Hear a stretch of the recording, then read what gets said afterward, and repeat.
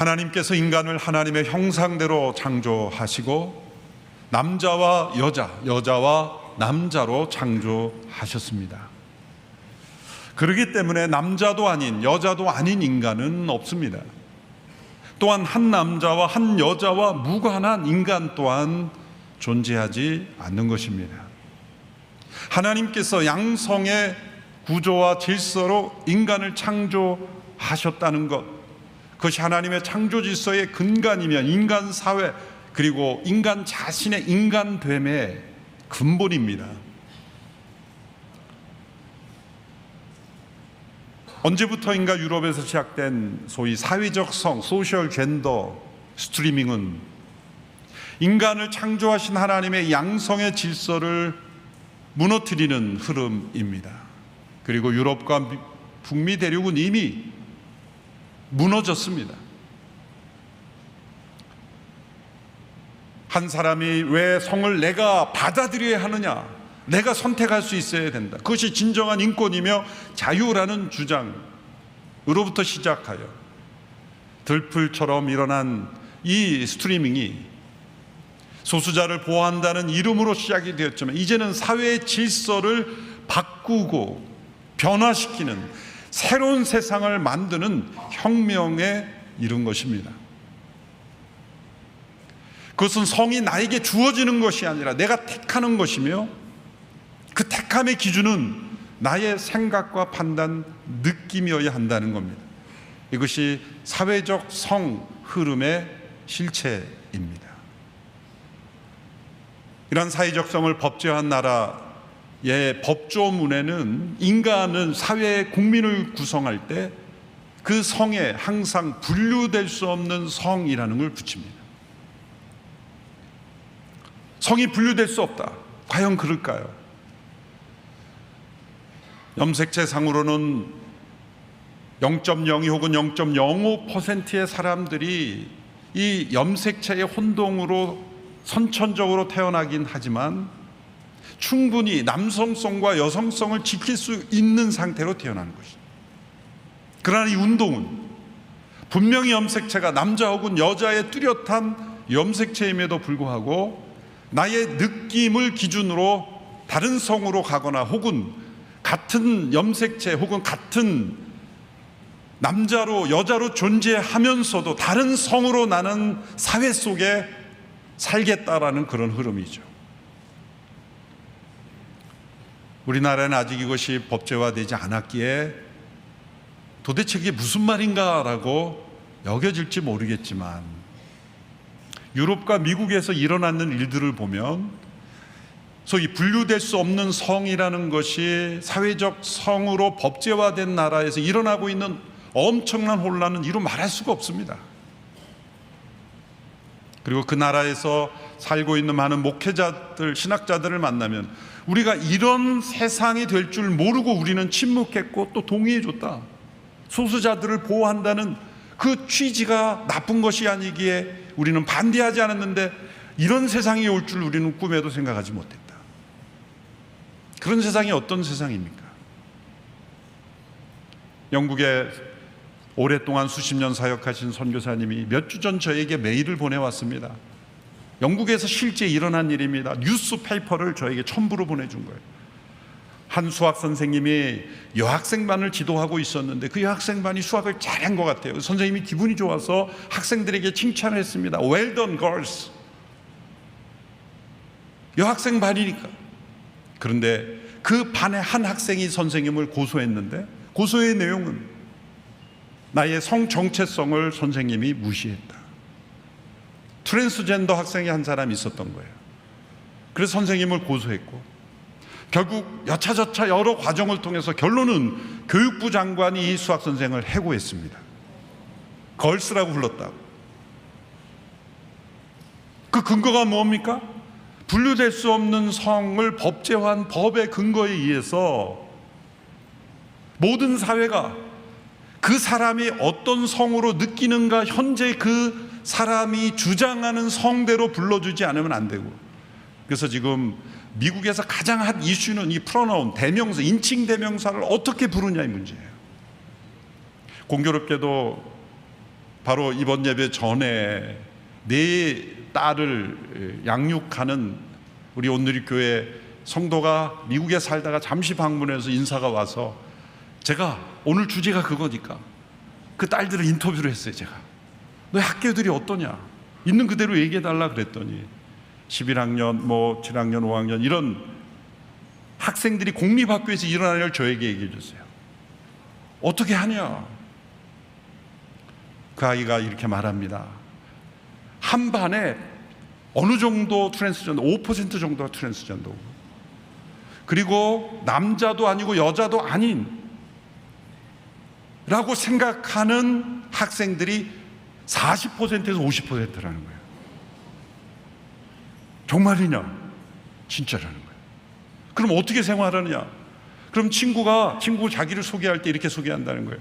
자기 이름을 얘기하고 my name is 이렇게 얘기하고 나를 she라고 불러야 된다, 혹은 he라고 불러야 된다, 이렇게 인칭 대명사를 얘기한다는 거예요. 그대로 부르지 않으면 처벌을 받는 거예요. 근데 문제는 그 인칭 대명사가 변한다는 거예요, 수시로. 그게 젠더 플루이드라는 성이에요. 젠더 플루이드는 수시로 바뀌는 성이래요. 여학생, 남학생 화장실 구분 없이 여학생이 쓰는 화장실에 남학생이 들어와도 그건 아무렇지도 않은 게 되는 거예요. 샤워실도 아무렇지도 않게 같이 쓰는 거예요. 체육 시간에 옷을 갈아입어도 아무렇지도 않게 서로 넘나들 수 있는, 남학생이 오늘은 난 여학생 방에서 갈아입었다고 그쪽에 가서 갈아입고, 여학생이 남학생 와서 갈아입고, 그래서 너는 이상하게 느끼지 않냐? 이상하게 느낀다는 거예요. 그런데 대부분 학생이 그것이 정상인 줄 알고 살아가기에 만일 거기에 항의하면은 처벌을 받는 거예요. 다른 이들의 성 정체성을 경멸했다는 이유로. 보통 심각한 게 아니에요. 부모가 말하기를 최근 몇 년 사이에 더 심각해졌다는 거예요. 그래서 뉴욕에는 성의 종류가 31가지라 그러잖아요. 아이스크림 종류보다 많아요. 남성과 여성, 여성과 남성 외에 분류될 수 없는 성이라고 하니, 성을 왜 이렇게 분류할 수 없게 만들었을까요? 목적이 뭐죠? 소수자를 보호하는 것일까요? 기준을 바꾸는 겁니다. 저는 누군가를 혐오하는 것이 아닙니다. 기준을 바꿀 수 없는 것을 바꿔서는 안 된다는 거예요. 기준을 지키자는 겁니다. 소수자를 보호하는 것은 다른 방법으로 보호할 수 있어요. 그런데 우리나라에도 이제 그러한 흐름들이 유엔에서 권고한다는 이름으로 제정해야 된다고 부르짖는 분들이 있습니다. 국회 일각에서 그 법조문을 읽어보면 분리될 수 없는 성의 핵심이에요. 사회의 약자들, 소수자들을 보호하게 한 여러 법들이 있고 그걸 또 강화하시면 되는 거예요. 그런데 왜 이렇게 포괄적으로 평등이라는 이름으로 묶어서 하느냐? 핵심은 사회적 성을 법제화하는 거예요. 기준을 바꾸는 거예요. 유럽과 미국이 그 법에 의해서 그런 사회가 되고 교과 과정이 형성이 되고, 우리의 자녀들이 성 혼란을 이루고, 그래서 그러면 너희들은 어떻게 혼란해서 부르냐는 거예요. 왜? 매일마다 이 남성과 여성의 그 주장이 다른데 어떡하냐? 그래서 아이들이 개발하는 게 있대요. 무조건 데이라고 부르는 거래요. 단수인데 데이라고 부르면 넘어가니까. 아이들이 개발한 아이디어 같아요. 처벌을 모면하기 위해서 이제는 영어의 대명사의 구조가 깨어져 버린 것 같아요. 무조건 데이라 그러면 다 안전하니까. 이것이 과연 정상적 사회인가? 그래서 작년 연말 국회 앞에 가서 제가 이런 시를 했어요. 경각심을 가져야 된다. 그들은 이러한 반대를 혐오 세력이라, 좀 혐오가 아니라 우리는 움직일 수 없는 기준을 지키는 것이다. 여러 목사님들에게 우리 이걸 지켜야 됩니다. 지금 유럽과 미국은 여기에 대해서 반대 의견만 표시해도 혐오 세력이 되어 감옥에 가요. 그걸 바꾸려면 이제 많은 사람들이 감옥에 가야 바뀔까 말까 한 사회가 돼요. 제가 목사님들께 말했어요. 우리가 지금 막지 않으면 나중에 감옥 가야 된다. 나중에 감옥 가시겠습니까? 지금 국회 앞에 나가겠습니까? 나가야 되겠네요. 그러고 다 나오죠. 아직까지 본회의 상정은 안 됐지만 어떤 면에서는 시간 문제 같아. 이 사회 흐름이라 그래서 계속해서 그런 게 파도처럼 계속 밀려오는, 우리 성도들이 깨어서 이 문제만큼은 지키는 한국교회가 되지 않으면 유럽과 미국처럼 되는 거예요. 뭐 예를 들자면 한이 없는데 이런 말하면 가짜뉴스라 그래요. 이런 강의를 계속하는 어느 유튜브 채널은 차단됐어요. 혐오 세력이라고 신고가 들어왔다는 거예요.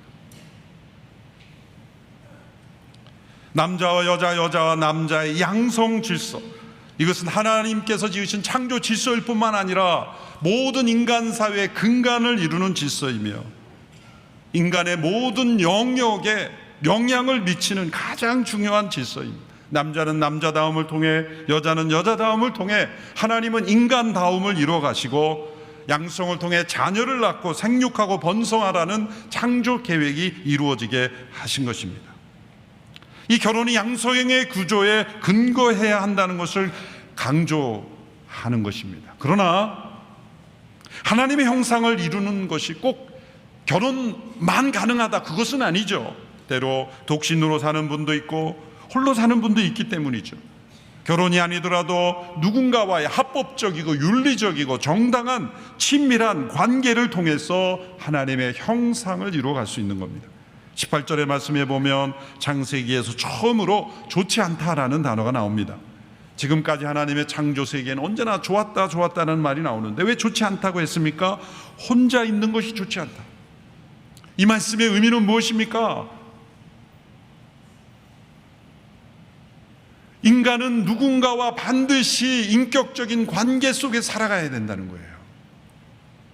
꼭 결혼만이 아니라 우리가 뉴스를 통해 듣는 끔찍한 범죄, 저희 소시오패서라고 하는 그런 사람들에 의한 범죄자들의 공통점이 뭡니까? 한결같이 외톨이라는 거예요. 가족은 있지만 가족과의 친밀한 관계가 없습니다. 친구는 있지만 친구와 마음을 터놓는 관계가 아닙니다. 그런 외톨이들이, 혼자 살았던 이들이 다 인격 장애자가 되어서 심각한 범죄가 이루어지는 거예요. 하나님의 말씀에 맞잖아요. 혼자 있는 것이 좋지 못하니. 그러므로 누군가 마음을 터놓고 나의 고민을 말하고 나의 기쁨을 나누고 함께 나의 생각을 나눌 수 있는 그 누군가, 나의 감정을 공유하는 그 누군가가 반드시 있어야 한다는 겁니다. 하나님의 형상으로서 인간에게 가장 중요한 필요는 바로 누군가와의 친밀한 관계라는 겁니다. 몇 년 전 영국 적십자사에서 조사한 결과가 있습니다. 인구 6천만 명 중에서 900만 명이 외로움을 느끼고 있다라고 했습니다. 그때 당시에 영국 총리가 외로움을 담당할 장관을 임명했던 것이 신문 기사에 나와서 제가 기억을 합니다. 그분들에게 질문을 했습니다. 당신들에게 가장 친한 현재의 동반자가 누구이냐 물어봤더니 360만 명의 사람이 텔레비전이라고 대답했어요. 사람이 아니에요. 일본 남자 중 4명 중 한 사람이 혼자 살고 있다고 합니다. 그래서 단신 사회라는 이름이 빌려진답니다. 한국도 마찬가지. 혼자 사는 거주 형태로 혼자 사는 것을 말하는 게 아니라, 거주는 혼자 할 수 있죠. 그러나 누군가의 친밀한 관계는 있을 수 있어요. 그런데 가족과 함께 살아도 외톨이로 살 수 있는 겁니다. 중요한 것은 친밀한 관계가 형성되어 있느냐의 문제입니다. 진정한 인간의 행복은 관계의 기쁨에서 오는 것이기 때문입니다. 기쁘고 행복하게 사는 사람들의 모습을 보십시오. 그들은 반드시 누군가 친밀한 관계를 형성하는 사람입니다. 아무리 좋은 환경에 있다 할지라도 자기의 기쁨과 슬픔을 나눌 수 있는 누군가가 없는 사람은 불행한 사람입니다. 그러나 아무리 어렵고 힘든 상황이 있다 할지라도 나의 기쁨과 슬픔을 함께 나눌 수 있는 누군가가 있는 사람은 행복한 사람입니다. 마틴 부버라는 유명한 학자가 쓴 나와 너라는 중요한 책이 있습니다. 이 책 제목이 모든 것을 말해줍니다. 이 책 제목의 핵심 요지는 내가 누구인지를 알려면, 나의 나됨을 깨달으려면 너라는 인격적인 존재가 있어야 됩니다. 너라는 인격적 관계가 없는 나는 존재할 수 없다.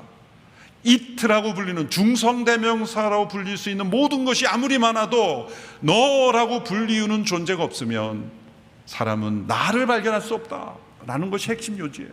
하나님께서 아담이 혼자 있는 것이 좋지 못하다는 것은 아담에게도 너라는 존재가 있어야 아담이 나를 알 수 있다는 것을 말씀하는 겁니다. 하나님께서 아담에게 알맞는 돕는 사람을 만들어 주신 것입니다. 그런데 그 전에 하나님이 시키신 일이 있습니다. 그것은 아담으로 하여금 생물의 이름을 짓게 하신 겁니다. 19절의 말씀입니다. 그래서 여호와 하나님께서 흙으로 온갖 들짐승들과 공중의 온갖 새들을 다 빚으시고 그것들을 아담에게로 데려오셔서 그가 어떻게 이름을 짓는지 보셨습니다. 아담이 각 생물을 무엇이라 부르든지 그것이 그의 이름이 됐습니다. 하나님께서 아담에게 생물들의 이름을 짓게 하신 두 가지 목적이 있습니다. 하나는 통치권을 행사하는 실험을 시작하신 겁니다. 그것이 이름을 짓는 것이었습니다. 그게 어떤 관련일까요?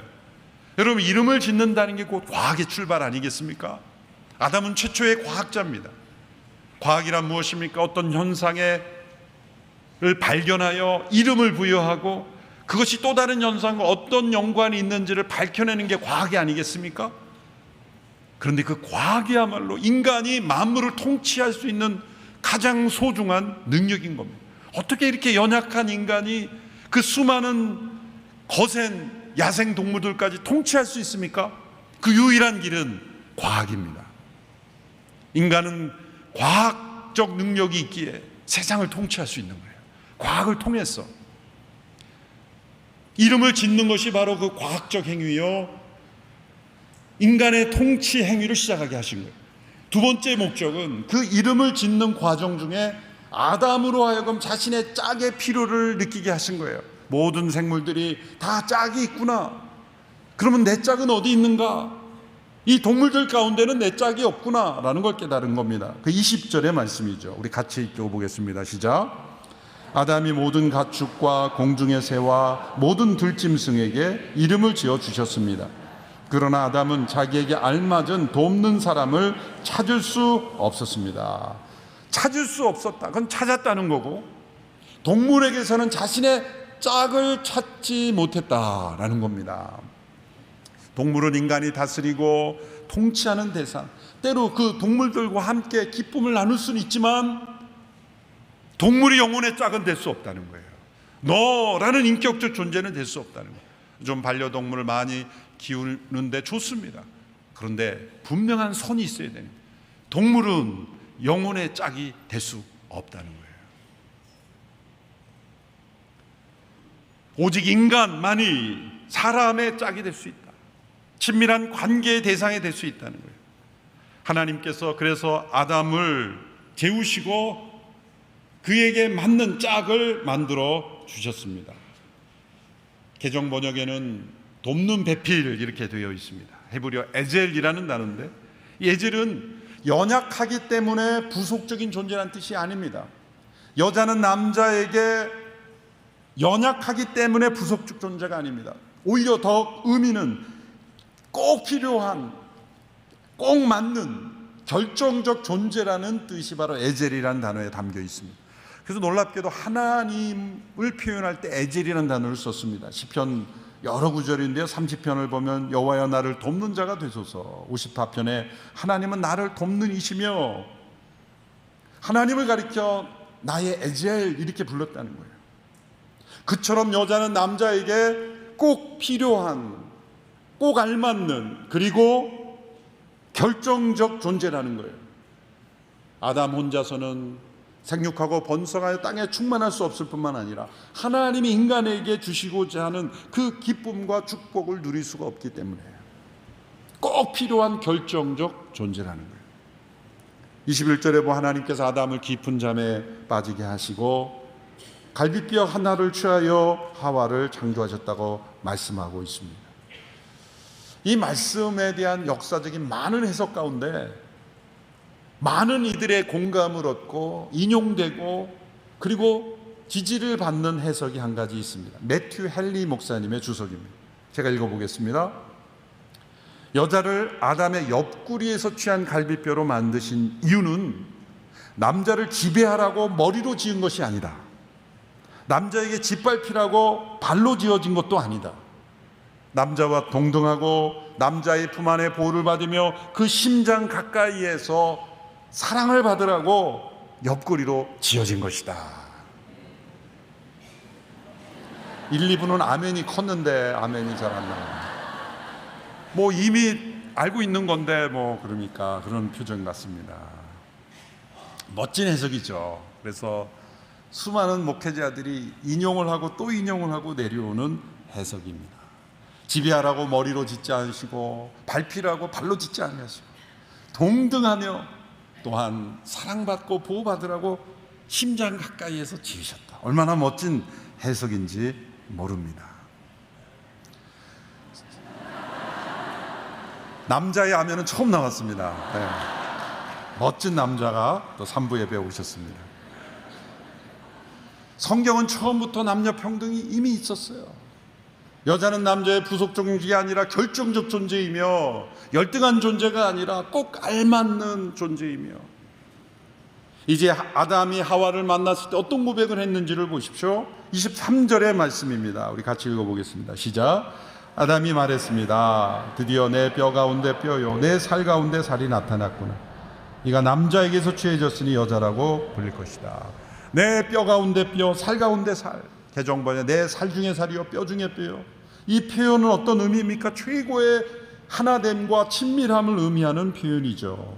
이 고백은 하나님께서 만나게 해주신 배우자가 단지 나에게 어떤 기능, 역할을 해주는 것만이 아니라는 거예요.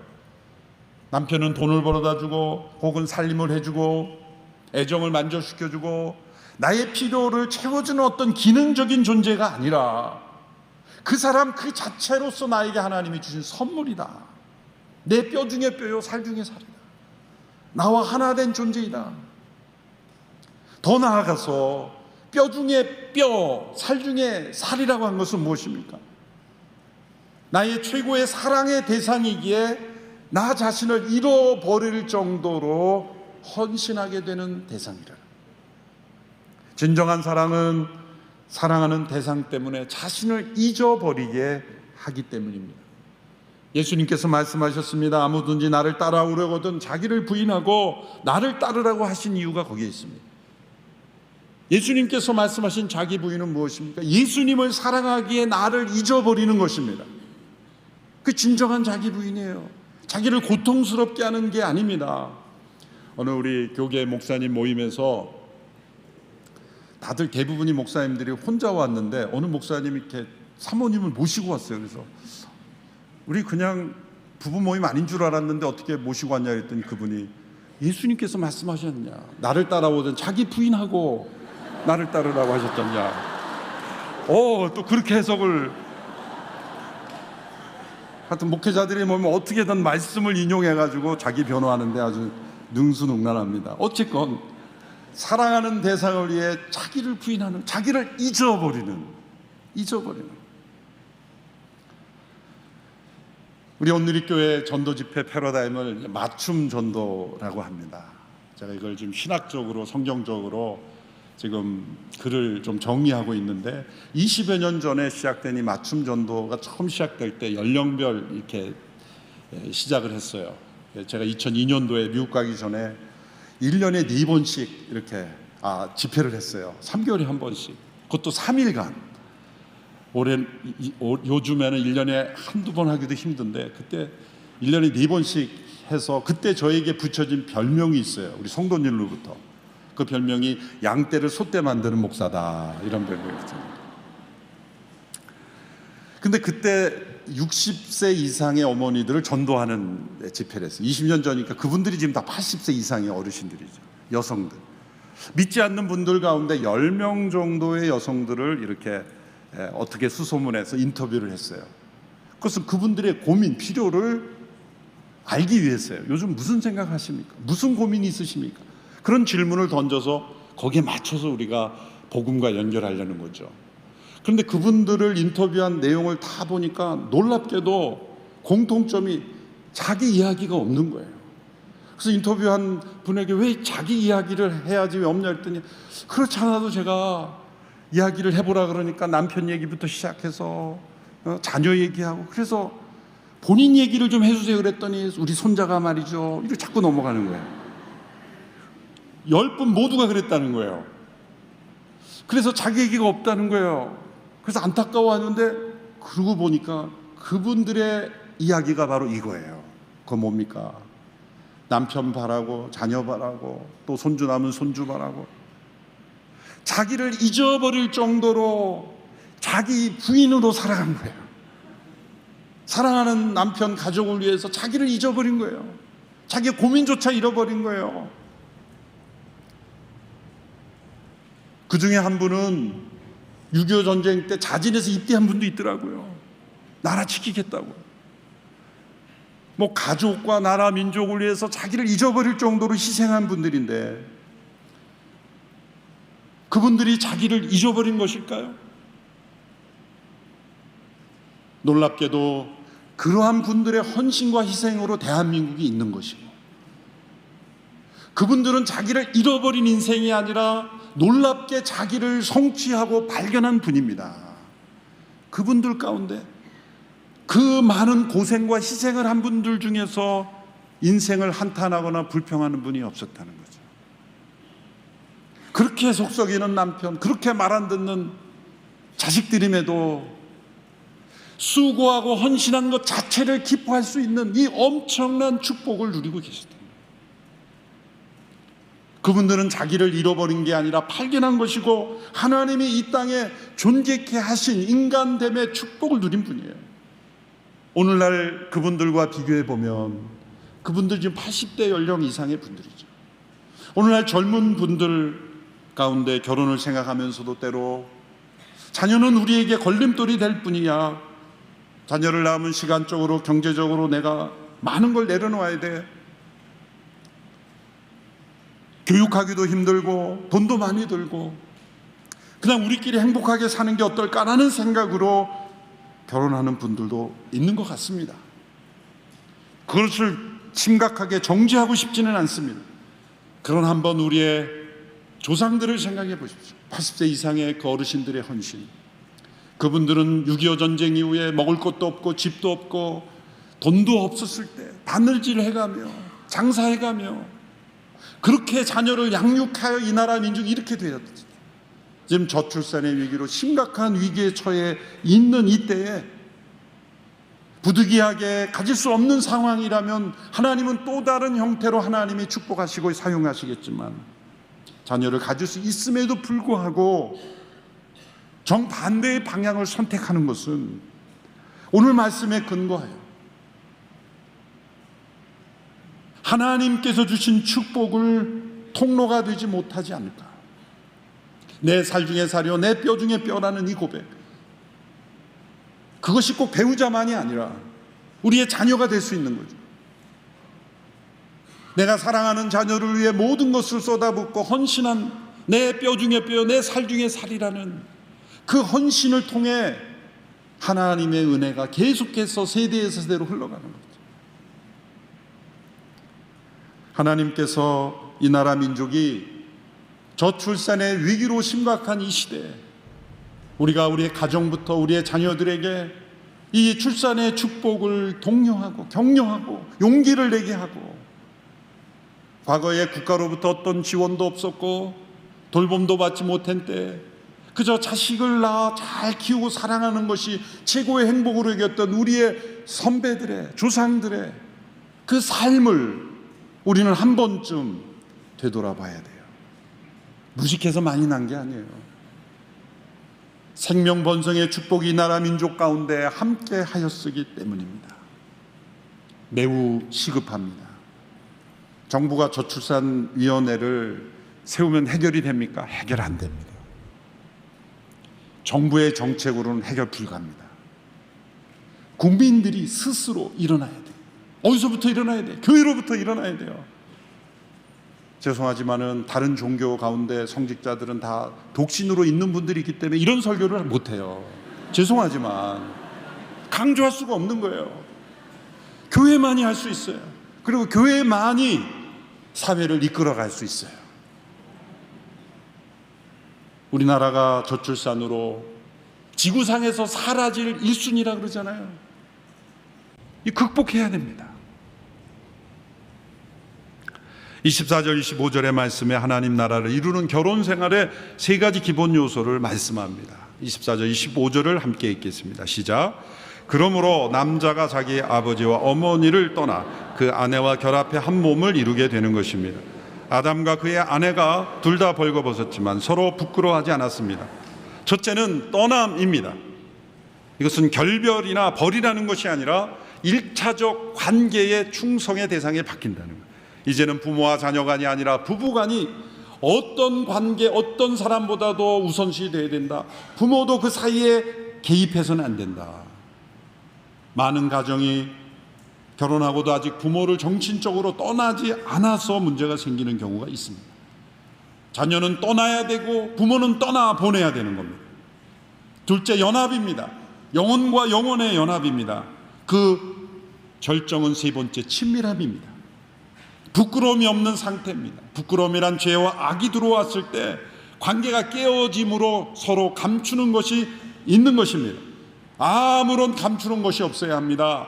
단지 서로 벌거벗었지만 부끄러워하는 그런 차원이 아니라 영혼의 거울이 되어 서로에게 아무것도 숨길 것 없는 관계, 그 부끄러움이 없다는 거예요. 여러분, 익숙함과 친밀함을 구별해야 합니다. 오래 살아서 익숙해진다고 저절로 친밀해지는 것이 아니에요. 익숙한 가족이라도 친밀함이 없을 수 있어요. 익숙하지 않아도 친밀할 수 있어요. 오래 살아도 서로 사랑을 표현하는 일에 또 서로가 영혼과 영혼에게 감추는 것이 있을 때 그것은 익숙하지만 친밀하지 않은 거예요. 한번 가족끼리 사랑한다는 표현을 할 때 왠지 부끄럽다, 익숙하지만 친밀하진 않은 거예요. 그러나 멀리 떨어져 때로 여러 가지 이유로 함께 살지 못해서 익숙하진 않을 수 있어요. 서로의 생활 방식에. 해외에서 자란 자녀도 있고 유학 보내서 정착하게 될 때 습관이 다르니까 익숙하지 않을 수 있어요. 그러나 영혼과는 친밀할 수 있어요. 하나님의 가족의 설계도에서 남자와 여자, 여자와 남자를 양성의 구조로 연합하여 번성하게 하시고 또한 친밀함을 누리게 하시고 하나님의 형상으로 누군가와 친밀한 관계를 통해 행복을 누리게 하신 것이 하나님의 계획입니다. 이 축복이 우리 성도들로부터 세상에 흘러나가게 되기를 바랍니다. 그래서 우리 성도들 주변에 있는 영혼들 가운데 한 영혼도 외톨이가 되어서 인격 장애자가 되어 외롭게 자신이 희생물이 되는 일이 없도록 주변을 잘 돌보고 살피는 우리 모든 성도들이 되기를 주님의 이름으로 축원합니다. 기도하겠습니다. 하나님 아버지, 이 나라와 민족을 축복하셨음을 감사합니다. 다시 한번 이 나라의 생명 번성의 축복을 허락하여 주시옵시고 우리 많은 젊은 가정들이 생명을 낳고 기르는 축복을 기뻐하게 하여 주시옵소서. 예수님의 이름으로 기도하옵나이다. 아멘.